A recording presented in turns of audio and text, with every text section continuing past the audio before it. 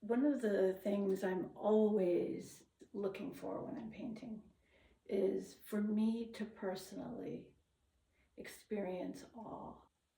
So I'm always chasing my curiosity because that's how it comes for me.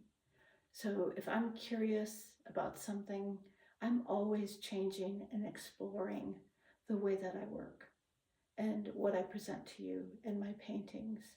And they represent my life, they represent my experiences, my relationships. And this new way of working for me with natural earth pigments has changed my work more than anything else.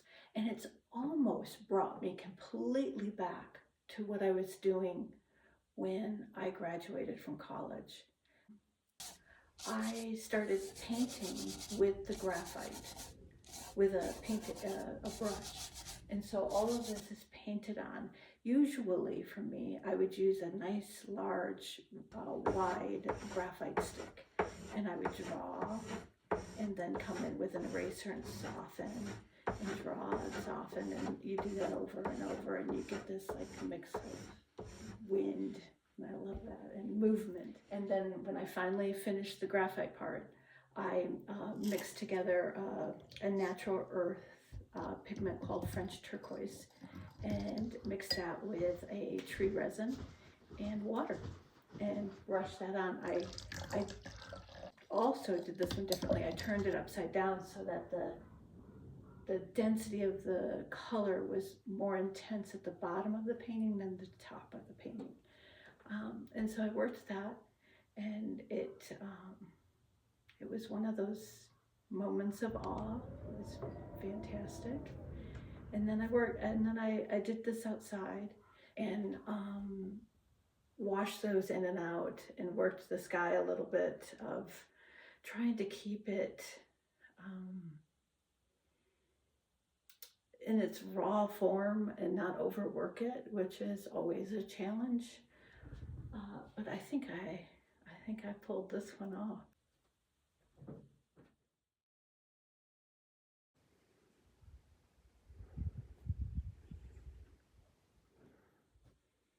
So I love to work this way. It's and it stems from a very long time ago, and it comes from hiking with my dog Sage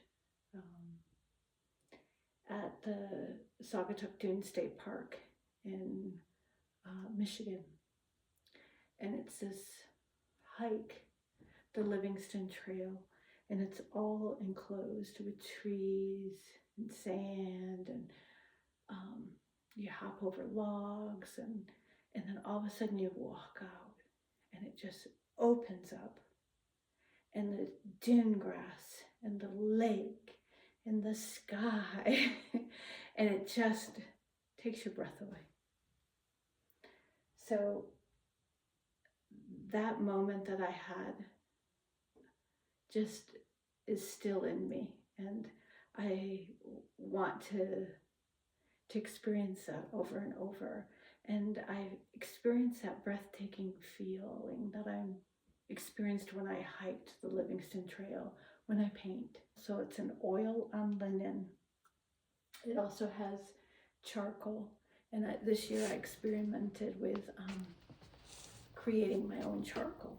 Like, it never made sense to me. I'm buying charcoal, and sometimes I would use something left in the wood stove because we heat with wood, but like that would be a chunk. And so I went out into the forest and cut limbs from dead trees, cut them into size, put them in a can, and put them in a fire. And I have my own charcoal fires. So that's been a fun exploration. This is this beautiful linen. It has a gray gesso on it. And it accepts the paint beautifully. And so then I did the earth pigments and oil and painted. And this is what came out.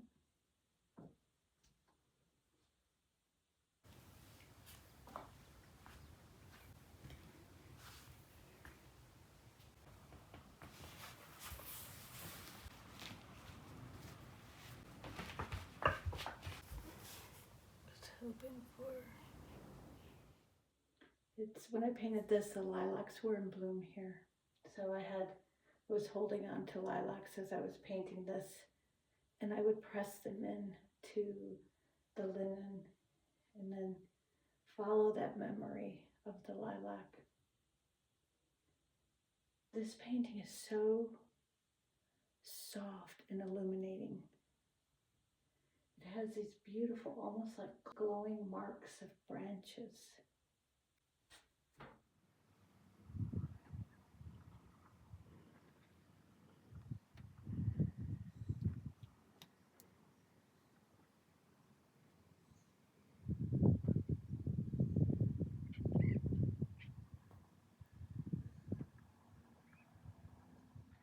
So this painting is titled Sunstruck, and I painted it one early morning and got up with the sunrise, and it was just almost blinding to experience trying to look and paint, and the sun was just gleaming. I love the brightness of the painting, and it just, and the glimpse of horizon and sky and openness in field or sand or whatever it is.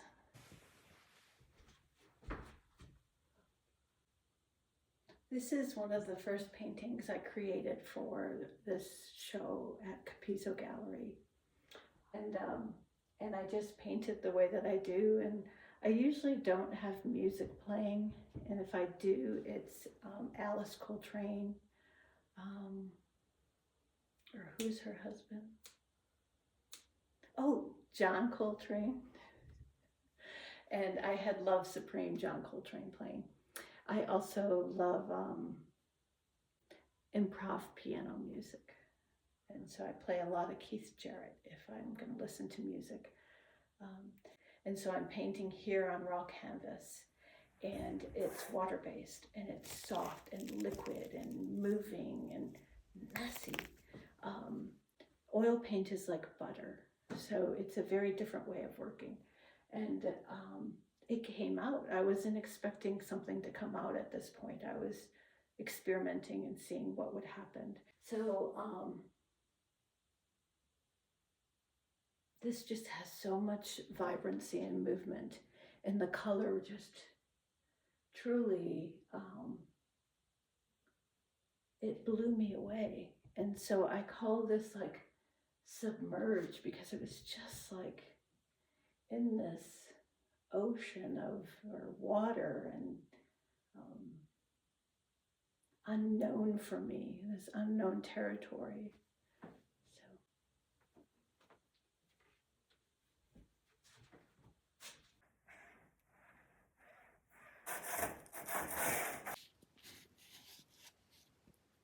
This holds so much growth, freshness, just, and it's a painting of a flower field, and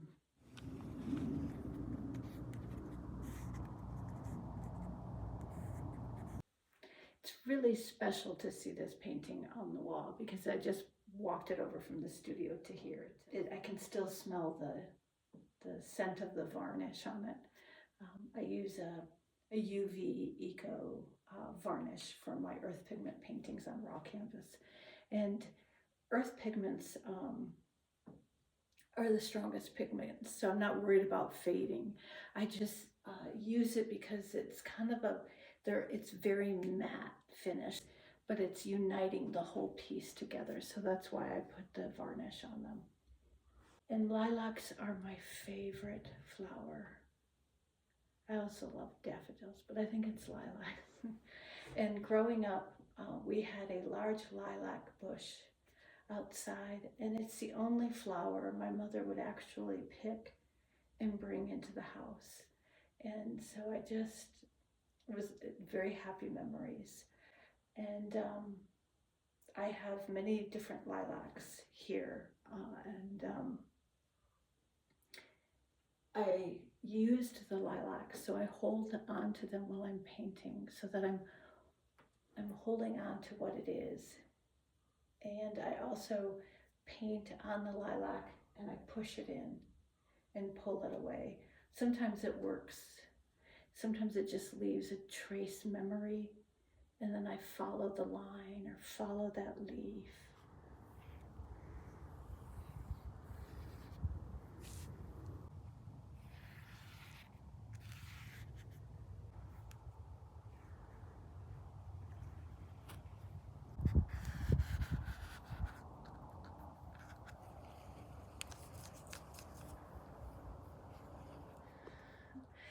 This painting was so good just right at the beginning as well. And I had the most gentle kind of cream off-white color across the whole thing. And then I put graphite over it.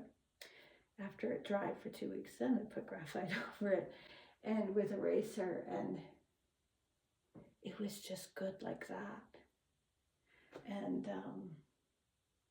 I couldn't let that just be. So I added some earth pigment color on, taking the pigment, the powder, and mixing walnut oil. And this is just so beautiful.